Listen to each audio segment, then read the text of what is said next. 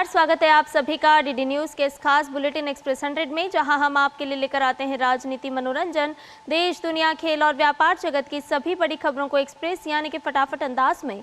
आपके साथ मैं हूं संध्या शर्मा। तो देखिए खबरें तेज रफ्तार से।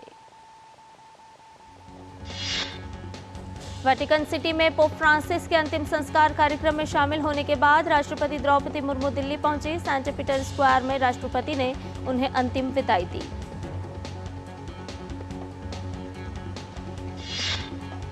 प्रधानमंत्री नरेंद्र मोदी आज सुबह 11 बजे आकाशवाणी पर मन की बात कार्यक्रम में देश विदेश के लोगों के साथ अपने विचार करेंगे साझा। ये मासिक रेडियो कार्यक्रम का 121वां एपिसोड होगा।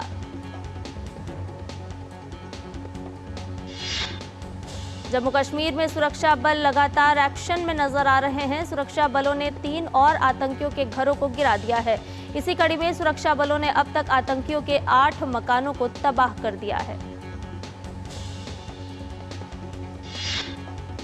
सुरक्षा बलों ने जौनापोरा शोपियां के सक्रिय आतंकवादी अदनान शफी डार का एक और घर ध्वस्त कर दिया है। वो 1 साल पहले आतंकवादी रैंक में शामिल हुआ था।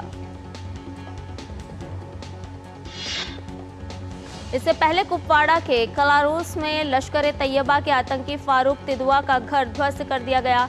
आतंकी हमले के बाद आतंकवादियों की तलाश में सेना घाटी का चप्पा चप्पा खंगाल रही है। इस बीच पुलिस ने 14 स्थानीय आतंकियों की लिस्ट भी जारी की है। सूत्रों के अनुसार 20 से 40 वर्ष की आयु के ये लोग पाकिस्तान से विदेशी आतंकवादियों को रसद और जमीनी स्तर पर सहायता दे रहे हैं। जम्मू कश्मीर के पहलगाम में हुए आतंकी हमले की जांच राष्ट्रीय जांच एजेंसी NIA करेगी। सूत्रों ने कहा है कि अब एजेंसी आतंकी हमले की घटना की औपचारिक जांच करेगी। इससे पहले NIA की टीम ने आतंकी हमले वाली जगह का दौरा किया था। यह हमला इसी महीने की 22 तारीख को जम्मू कश्मीर के पहलगाम के बैसरन वन क्षेत्र में हुआ था, जिसमें 26 लोग मारे गए। पहलगाम हमले के बाद FBI निदेशक काश पटेल ने भारत को पूर्ण समर्थन देने की बात कही। FBI निदेशक काश पटेल ने जम्मू कश्मीर के पहलगाम में हुए हालिया आतंकवादी हमले के सभी पीड़ितों के प्रति संवेदना व्यक्त की है। FBI ने भारत सरकार को अमेरिका के पूर्ण समर्थन की पुष्टि की। पटेल ने कहा कि पहलगाम हमला दुनिया को आतंकवाद की बुराई से लगातार होने वाले खतरों की याद दिलाता है। भारत द्वारा पाकिस्तानी नागरिकों को जारी सभी मौजूदा वैध वीजा आज से रद्द हो जाएंगे। जम्मू कश्मीर के पहलगाम में हुए आतंकी हमले के बाद केंद्र सरकार ने सभी पाकिस्तान नागरिकों के वीजा रद्द करने का फैसला लिया था। विदेश मंत्रालय ने स्पष्ट किया है कि 27 अप्रैल से सभी वैध पाकिस्तानी वीजा रद्द माने जाएंगे, जबकि मेडिकल वीजा 29 अप्रैल तक वैध रहेंगे। वहीं पाकिस्तान अपनी नापाक हरकतों से बाज नहीं आ रहा है। पाकिस्तानी सैनिकों ने नियंत्रण रेखा पर एक बार फिर सीजफायर का उल्लंघन करते हुए गोलीबारी की है। सेना ने कल रात जम्मू कश्मीर में नियंत्रण रेखा पर पाकिस्तानी सेना की गोलीबारी का मुंहतोड़ जवाब दिया। किसी के हताहत होने की खबर नहीं है। पहलगाम में हुए आतंकी हमले को लेकर मुस्लिम देशों से भारत को समर्थन मिलना लगातार जारी है। ईरान और UAE के राष्ट्रपति ने PM मोदी से फोन पर की बात और पहलगाम आतंकी हमले की निंदा की। UAE के राष्ट्रपति मोहम्मद बिन जायद ने प्रधानमंत्री नरेंद्र मोदी से फोन पर बातचीत कर भारत के साथ पूरी एकजुटता और समर्थन व्यक्त किया। पहलगाम हमले के बाद संघ प्रमुख मोहन भागवत ने कहा है कि अहिंसा हमारा धर्म है और गुंडों को सबक सिखाना भी हमारा धर्म है। केंद्रीय मंत्री JP नड्डा पहलगाम में आतंकी हमले में मारे गए संतोष जगदाले के घर जाकर उनके परिवार से मुलाकात की। उनके परिजनों से अपनी संवेदनाएं उन्होंने व्यक्त की। महाराष्ट्र के मुख्यमंत्री देवेंद्र फडणवीस पहलगाम आतंकी हमले में मारे गए कौस्तुभ गणबोटे के परिवार से मिलने और संवेदना व्यक्त करने के लिए उनके घर पहुंचे। महाराष्ट्र सीएम ने पहलगाम हमले में मारे गए संतोष जगदाले के परिवार से भी मुलाकात की। मुख्यमंत्री ने जगदाले की बेटी असावरी और पत्नी प्रतिभा से भी बात की। जमियत उलेमाए हिंद के अध्यक्ष मौलाना महमूद मदानी ने जम्मू कश्मीर के पहलगाम में हुए आतंकी हमले की कड़ी निंदा की है। मौलाना महमूद मदानी ने हमलावर आतंकियों को इस्लाम का दुश्मन बताया। लोकसभा अध्यक्ष ओम बिरला ने कहा, जम्मू कश्मीर के पहलगाम में घटी आतंकी घटना से पूरा देश दुखी है। निश्चित रूप से आने वाले समय में आतंकवाद के खिलाफ कड़ी कार्रवाई होगी। पहलगाम आतंकी हमले पर केंद्रीय राज्य मंत्री रक्षा खड़से ने कहा कि कश्मीर में जो घटना घटी उसकी निंदा पूरी दुनिया ने की है, क्योंकि कश्मीर भारत का अहम हिस्सा है। ये घटना निंदनीय है और भारत सरकार इस पर कार्रवाई जरूर करेगी। हरियाणा के मुख्यमंत्री नायब सिंह सैनी ने पुलिस को पाकिस्तानी नागरिकों को ट्रेस करके उनको हरियाणा से बाहर करने के निर्देश दिए हैं। उन्होंने कहा, अब आतंकवाद के खिलाफ मजबूत लड़ाई का समय है। मध्य प्रदेश के मुख्यमंत्री मोहन यादव ने कहा, हमने राज्य में उन सभी पाकिस्तानी वीजा धारकों को बाहर निकालने की तैयारी कर ली है जो दीर्घकालिक वीजा के अलावा अन्य वीजा पर हैं।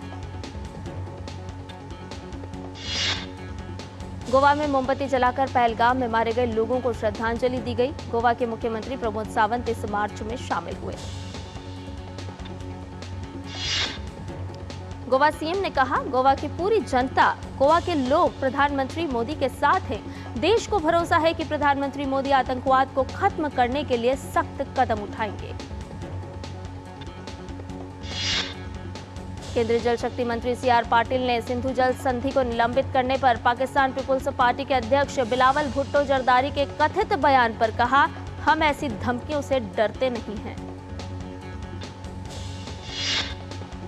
कांग्रेस सांसद गौरव गोगोई ने पाकिस्तान पीपुल्स पार्टी के अध्यक्ष बिलावल भुट्टो जरदारी के सिंधु जल संधि के निलंबन संबंधी पर कथित बयान पर कहा कि हम पाकिस्तानी सेना और प्रशासन को सख्त जवाब देना चाहते हैं ताकि वे पहलगाम में जो हुआ उसे कभी न दोहरा सकें। कांग्रेस सांसद केसी वेणुगोपाल ने कहा कि कांग्रेस पार्टी आतंकवाद से निपटने के लिए सरकार के साथ मजबूती से खड़ी है। सर्वदलीय बैठक में हमने इस मुद्दे पर सरकार की कार्रवाई का समर्थन किया है। भाजपा सांसद तेजस्वी सूर्या ने पहलगाम आतंकी हमले के खिलाफ मशाल जलाकर विरोध प्रदर्शन में हिस्सा लिया। हमले में मारे गए लोगों को श्रद्धांजलि भी अर्पित की। भाजपा नेता मुख्तार अब्बास नकवी ने कहा, अब जुल्म का अंत करने का समय आ गया है, चाहे वे पाताल में हो, देश के किसी भी कोने में या देश के बाहर भी किसी कोने में हो, उन्हें बख्शा नहीं जाएगा। आरजेडी नेता तेजस्वी यादव ने कहा, सबसे पहले आतंकवाद को जड़ से खत्म करना चाहिए। जब तक आतंकवाद खत्म नहीं होगा इस तरह की घटनाएं होती रहेंगी। उन्होंने कहा, हम भारत सरकार के साथ हैं। उत्तरी कश्मीर के कुपवाड़ा जिले के कंडेखास इलाके में शनिवार को अपने घर पर एक अज्ञात बंदूकधारी द्वारा गोली मारे जाने से 45 वर्षीय व्यक्ति घायल हो गया। पश्चिम बंगाल के मुख्यमंत्री ममता बनर्जी ने पहलगाम आतंकी हमले में मारे गए लोगों के परिवारों को 10-10 लाख रुपए का मुआवजा देने की घोषणा की है। पहलगाम हमले के बाद जम्मू कश्मीर के सीमावर्ती गांव में सुरक्षा व्यवस्था कड़ी कर दी गई है। बीएसएफ, पुलिस और विलेज डिफेंस गार्ड सदस्यों की बैठकें हुई।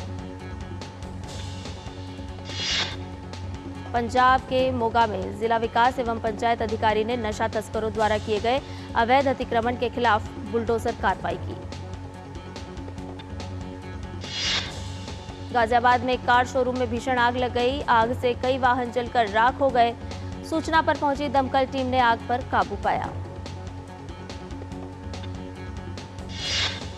प्रवर्तन निदेशालय के मुंबई स्थित कार्यालय में तड़के भीषण आग लग गई। आग की सूचना मिलते ही मुंबई फायर ब्रिगेड की टीम ने मौके पर पहुंचकर राहत और बचाव कार्य शुरू किया। कर्नाटक के मांड्या जिले में दर्दनाक हादसा हो गया। यहां मल्लानायकन कट्टे में आयोजित कबड्डी मैच के दौरान दर्शक दीर्घा ढह गई। कई लोगों के घायल होने के बाद उन्हें अस्पताल में भर्ती कराया गया है। मेरठ के माधवपुरम में पुलिस द्वारा किराए के मकान पर फिलिस्तीन का झंडा लगाने वाले व्यक्ति को गिरफ्तार कर लिया गया है। थाना ब्रह्मपुरी के माधवपुरम में आजम उर्फ आमिर खान ने अपने किराए के मकान पर फिलिस्तीन का झंडा लगाकर फहराया था। पुलिस ने मौके पर पहुंचकर मकान से झंडा उतरवाया और मकान मालिक आजम को हिरासत में ले लिया है। साथ ही आरोपी की मंशा का पता लगाकर आगे की कार्रवाई की जा रही है। उत्तर प्रदेश के मुख्यमंत्री योगी आदित्यनाथ आज हापुड़ का दौरा करेंगे। सीएम योगी निर्माणाधीन गंगा एक्सप्रेस और गंगा पुल की प्रगति का जायजा लेंगे। बदायूं में आज निःशुल्क लोधी छात्रावास, कोचिंग और काउंसलिंग सेंटर का शुभारंभ किया जाएगा। प्रधानमंत्री की दूरदर्शी सोच, न्यू इंडिया और आत्मनिर्भर भारत को मजबूती देने के विजन के मद्देनजर बदायूं में इस पहल की शुरुआत हो रही है। नीट यूजी 2025 परीक्षा में संदिग्ध दावों की रिपोर्ट के लिए नेशनल टेस्टिंग एजेंसी ने एक आधिकारिक वेबसाइट neet.nta.nic.in लॉन्च की है। इस वेबसाइट पर छात्र और उनके अभिभावक संदिग्ध गतिविधियों या धोखाधड़ी की रिपोर्ट कर सकते हैं। राष्ट्रीय महिला आयोग ने पश्चिम बंगाल के मुर्शिदाबाद में हुई हिंसा की जांच के बाद पश्चिम बंगाल सरकार की उदासीनता और कमियों को लेकर कड़ी टिप्पणी की है। एनसीडब्ल्यू ने हिंसा के कारणों की तहकीकात के बाद व्यवस्थागत खामियों, लक्षित हमलों और अपर्याप्त राहत को इसके लिए जिम्मेदार ठहराया है। भारतीय मौसम विभाग ने पूरे उत्तर भारत के लिए आने वाले 4 दिनों के लिए लू का येलो अलर्ट जारी किया है।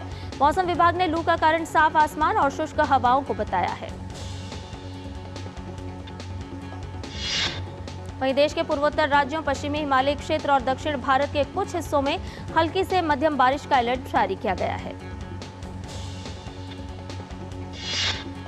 राष्ट्रीय राजधानी दिल्ली में शनिवार शाम को मौसम ने अचानक करवट ली। दिन भर की उमस और गर्मी के बाद शाम को आसमान में बादल छा गए और हल्की हवाएं चलने से दिल्ली वासियों को भीषण गर्मी से काफी राहत मिली। और बुलेटिन में फिलहाल रुक रहे हैं एक छोटे से ब्रेक के लिए, जल्द हाजिर होंगे।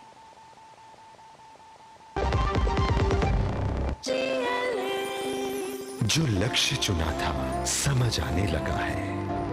GLA यूनिवर्सिटी, उच्च लक्ष्य की निश्चित प्राप्ति। जब धरती चीर कर निकलता है लोहे का पत्थर और मिलता है मोंगिया के जोश से, फिर तपता है, पिघलता है और बनता है फौलाद। अब होता है सरिया सारी खूबियों के साथ।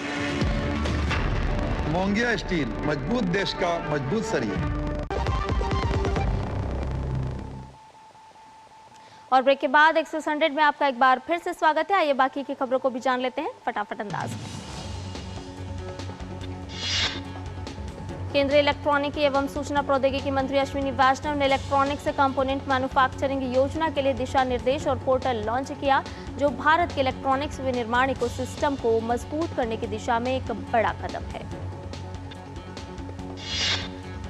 ECMS लॉन्चिंग के दौरान केंद्रीय मंत्री अश्विनी वैष्णव ने ECMS को एक समस्तरीय योजना बताया, जो न केवल इलेक्ट्रॉनिक्स बल्कि औद्योगिक, बिजली, ऑटोमोबाइल सहित अन्य क्षेत्रों को भी सहायता प्रदान करेगी। राष्ट्रीय औद्योगिक गलियारा विकास निगम को उद्योग विकास पुरस्कार से सम्मानित किया गया। 15वें प्रधानमंत्री रोजगार मेला के तहत पूरे भारत में 47 स्थानों पर भव्य कार्यक्रम आयोजित किया गया। केंद्रीय मंत्री पीयूष गोयल ने सभी चयनित युवक और युवतियों को बधाई देते हुए देश को विकसित बनाने की यात्रा में युवाओं के योगदान को महत्वपूर्ण बताया। ऑटोटेक प्लेटफॉर्म कोर्स 24 ने अपने दीर्घकालिक लक्ष्यों को पूरा करने के लिए पुनर्गठन की कवायद के तहत करीब 200 कर्मचारियों की छंटनी की है। केंद्र सरकार सोमवार को मुंबई में कोस्टल स्टेट समिट 2025 का आयोजन करने जा रही है, जिसमें समुद्री मत्स्य पालन क्षेत्र को बढ़ावा देने के लिए 255 करोड़ रुपए की लागत वाली मत्स्य परियोजनाओं को पेश किया जाएगा। भारत का विदेशी मुद्रा भंडार बढ़त के साथ 686.14 बिलियन डॉलर हो गया है, जो पिछले साल नवंबर के बाद से उच्चतम स्तर पर है।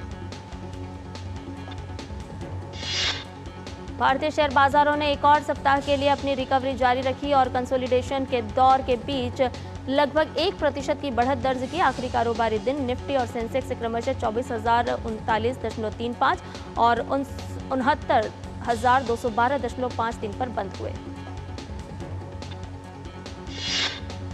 विदेशी निवेशकों ने इस महीने भारतीय इक्विटी बाजारों में शानदार वापसी की है। इस महीने आखिरी कारोबारी सत्र तक एफपीआई ने 22,716.43 करोड़ रुपए की इक्विटी खरीदी और 17,196.33 करोड़ रुपए की इक्विटी बेची, जिसमें 5,520.1 करोड़ रुपए का शुद्ध निवेश हुआ।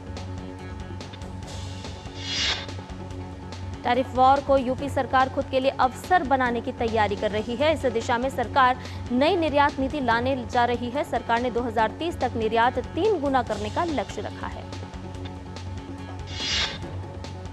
पूरे भारत में 90 हवाई अड्डों को जोड़ने वाले 625 उड़ान मार्गों का संचालन शुरू हो चुका है। इसी के साथ उड़ान के तहत किफायती क्षेत्रीय हवाई यात्रा से 1,49,00,000 से अधिक यात्रियों को लाभ पहुंचा है। उड़ान योजना 21 अक्टूबर 2016 को शुरू की गई थी। भारत का हवाई अड्डा नेटवर्क 2014 में 74 हवाई अड्डों से बढ़कर 2024 में 159 हवाई अड्डों तक पहुंच गया है, जो 1 दशक में 2 गुना से भी ज्यादा है। केंद्र सरकार ने डॉपलर वेदर रडार नेटवर्क की संख्या बढ़ाकर 2026 तक 126 करने की योजना बनाई है। वर्तमान में 37 रडार ऑपरेशनल हैं, जिनकी संख्या 2025-26 तक 73 और 2026 तक 126 तक करने की योजना है। नए Doppler weather radar network installation को बेंगलुरु, रायपुर, अहमदाबाद, रांची, गुवाहाटी और पोर्ट ब्लेयर जैसे उच्च प्राथमिकता वाले क्षेत्रों में स्थापित किया जा रहा है।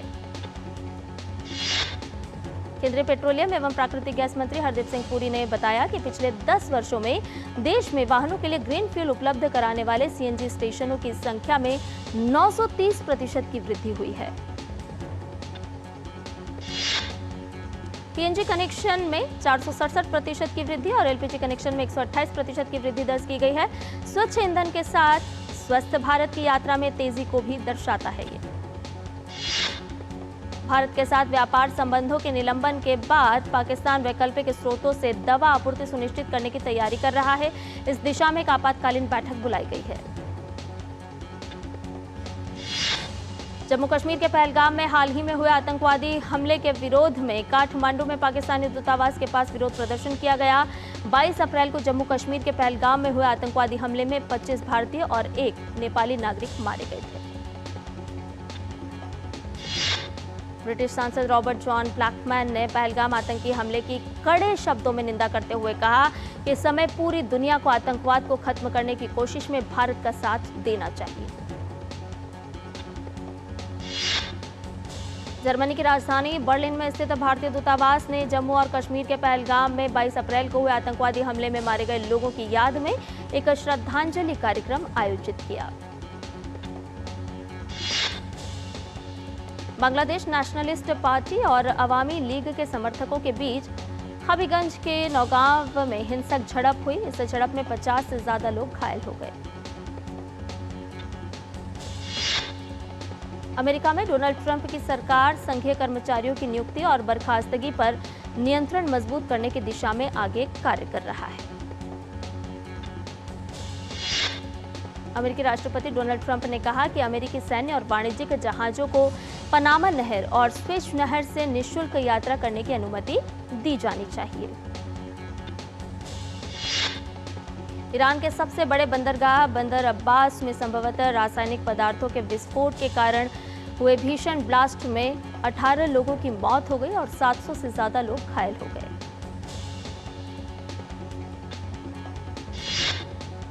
ईरान में अब्बास बंदरगाह पर हुए ब्लास्ट के बाद बचाव दल युद्ध स्तर पर राहत और बचाव कार्य कर रहे हैं। ऑस्ट्रेलिया में आम चुनाव से पहले सरकार ने मुफ्त स्वास्थ्य सेवा हॉटलाइन की घोषणा की। ऑस्ट्रेलिया में 3 मई को आम चुनाव होना है। इजरायल के तेल अवीव में हजारों नागरिक एकत्रित हुए और गाजा पट्टी में युद्ध समाप्त करने तथा सभी बंधकों की रिहाई की मांग को लेकर जमकर प्रदर्शन किया। चीनी ने एआई का विकास और निरीक्षण मजबूत करने के विषय पर 20वां सामूहिक अध्ययन किया। इसे लेकर शी जिनपिंग ने कहा कि चीन एआई के लाभकारी, सुरक्षित, निष्पक्ष और स्वस्थ विकास को बढ़ाने की दिशा में प्रयास करेगा। छठी चीन मध्य एशिया विदेश मंत्रियों की बैठक अलमाटी में हुई। इसमें दूसरे चीन मध्य एशिया शिखर सम्मेलन के लिए तैयारी और सभी पहलुओं में चीन मध्य एशिया सहयोग को बढ़ावा देगा, इस पर गहन रूप से संवाद किया गया। अमेरिका में चीनी दूतावास के प्रवक्ता ने कहा कि टैरिफ के मुद्दे पर चीन ने अमेरिका के साथ कोई बातचीत नहीं की है। साथ ही उन्होंने इस तरह की खबरों को भ्रामक बताया। दिल्ली के मुख्यमंत्री रेखा गुप्ता और केंद्रीय संस्कृति मंत्री गजेंद्र सिंह शेखावत ने दिल्ली के इंदिरा गांधी इंडोर स्टेडियम में जारी दूसरे एशियाई योगासन खेल चैंपियनशिप में पहुंचकर खिलाड़ियों की हौसला अफजाई की। सीएम रेखा गुप्ता ने खिलाड़ियों द्वारा एक खेल के रूप में योग क्रियाओं के प्रदर्शन की सराहना करते हुए उन्हें शुभकामनाएं दी। साथ ही उन्होंने कहा कि दिल्ली में एशियाई योगासन चैंपियनशिप का आयोजन देश के लिए बड़ी उपलब्धि है। एशियाई योगासन चैंपियनशिप में पहुंचे केंद्रीय संस्कृति मंत्री गजेंद्र सिंह शेखावत ने कहा कि योग आने वाले समय में राष्ट्रमंडल खेलों और ओलंपिक जैसे खेल मंच पर भी नजर आएगा। वहीं फिट इंडिया एम्बेसडर और योगा कोच दिव्या आहूजा ने कहा कि योग अब एक खेल के रूप में दुनिया भर में अपनी अलग पहचान बना रहा है। दिल्ली में चल रहे एशियाई योगासन चैंपियनशिप में हिस्सा ले रही मिस योगिनी वर्ल्ड आरती पाल का मानना है कि चैंपियनशिप आगामी एशियाई खेलों के लिहाज से बहुत अहम है। इस आयोजन में खिलाड़ियों को तैयार होने का मौका मिलेगा। इंडियन प्रीमियर लीग में आज डबल हेडर के पहले मुकाबले में मुंबई इंडियंस का सामना लखनऊ सुपर जॉइंट से होगा। ये मैच मुंबई के वानखेड़े स्टेडियम में दोपहर 3:30 बजे से खेला जाएगा। ऋषभ पंत की अगुवाई वाली लखनऊ सुपर जॉइंट्स टीम अंक तालिका में 6ठे स्थान पर है, तो वहीं हार्दिक पांड्या के नेतृत्व में मुंबई इंडियंस 4थे पायदान पर मौजूद है। इंडियन प्रीमियर लीग में आज डबल हेडर का दूसरा मुकाबला मेजबान दिल्ली कैपिटल्स और रॉयल चैलेंजर्स बेंगलुरु के बीच होगा। ये मैच शाम 7:30 बजे से दिल्ली के अरुण जेटली स्टेडियम में खेला जाएगा। आरसीबी ने पिछले 2 मैच जीते हैं, जबकि दिल्ली में भी अपना पिछला मुकाबला जीता था। दोनों टीम इस मुकाबले में अपने अपने पिछले मुकाबले जीतकर मैदान पर उतरेंगी।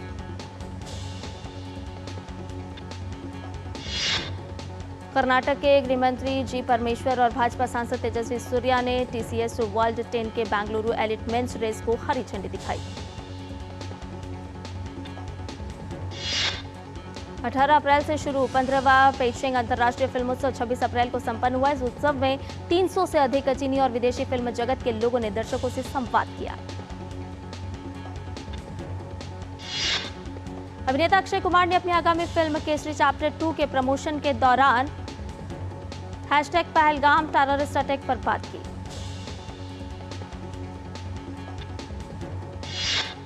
अक्षय कुमार ने कहा कि दुर्भाग्य से दिलों में वो गुस्सा फिर से जाग उठा है। आज भी हमारे पास उन आतंकवादियों से कहने के लिए केवल एक ही बात है जो मैंने इस फिल्म के माध्यम से कही है।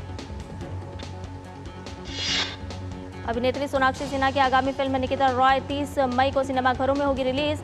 अर्जुन रामपाल और परेश रावल भी इस फिल्म में नजर आएंगे। धनुष और रश्मिका मंदाना की फिल्म कुबेरा 20 जून को सिनेमाघरों में होगी रिलीज। फिल्म को कई भाषाओं में रिलीज किया जाएगा। नवाजुद्दीन की आगामी फिल्म कोस्टाओ का ट्रेलर रिलीज हो चुका है। फिल्म 1 मई को ओटीटी पर स्ट्रीम होगी। संजय दत्त और बोनी रॉय की बहुप्रतीक्षित फिल्म द भूतनी 1 मई को सिनेमाघरों में रिलीज होने के लिए है तैयार। मशहूर एक्ट्रेस शिल्पा शिरोडकर ने साईं बाबा मंदिर में दर्शन किया और बचपन की यादों को भी ताजा किया। एक्ट्रेस राखी गुलजार 22 साल बाद बड़े पर्दे पर लौट रही हैं। बंगाली फिल्म अमर बॉस की चर्चा सोशल मीडिया पर खूब हो रही है। अब फिल्म का ट्रेलर जारी कर दिया गया है। राधिका आप्टे की आगामी फिल्म सिस्टर मिडनाइट है। फैंस को फिल्म का बेसब्री से इंतजार है।